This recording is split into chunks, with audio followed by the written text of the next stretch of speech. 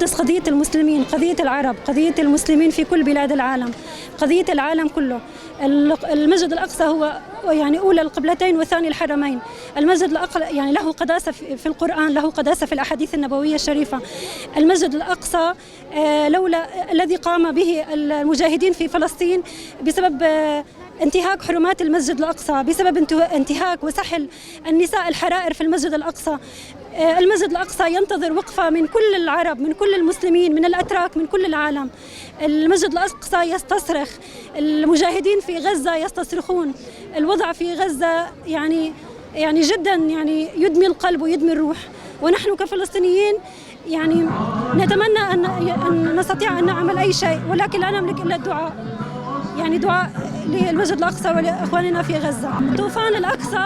طوفان الأقصى كان بسبب انتهاك الحرمات، كان بسبب انتهاك حقوق المعتقلين في المعتقلات مليئة بالفلسطينيين، مليئة بالفلسطينيين المعتقلين. طوفان الأقصى كان بسبب انتهاك حرمة المسجد الأقصى. طوفان الأقصى كان بسبب انتهاك حرمة الحرائر. النساء الفلسطينيات تسحل في المسجد الأقصى، الحرائر أخواتنا المسلمات تسحل في المسجد الأقصى. قلبا وقالبا مع أخواننا الفلسطينيين،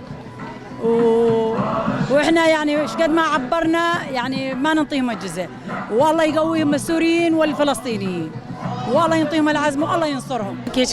Hatta geç kalınmış bir adım olduğunu, mazlum Filistin halkının bundan daha fazla sömürülemeyeceğini ve başlatmış oldukları bu tufanda, daha doğrusu bu şeyde tamamen arkalarında olduğumuzu, yanlarında olduğumuzu, desteklediğimizi belirtmek isterim. Zulüm ebedi olamaz. Kötülük mutlaka hüsrana uğrayacaktır. Bu düşüncedeyim. Ki zaten Rabbim ayet-i kerimede ne diyor? Allah nurunu tamamlayacaktır. İnşallah bahse geçen ayetin tecellisini biz bu dönemde yaşarız. Kudüs bizim ömrümüzün sonuna kadar davamızdır ve büyüdüğümüzde de bu dava için savaşacağız. Peygamber Efendimiz oradan miraca yükselmiştir. Kudüs'te bizim özel Allah burayı bize nasip etmiştir. Burası bize özeldir sadece.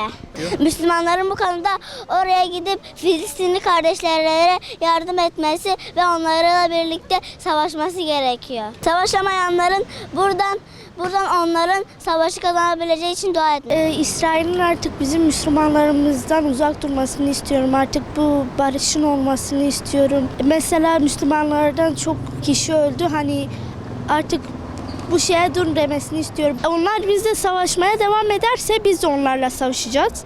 Bırakmayacağız.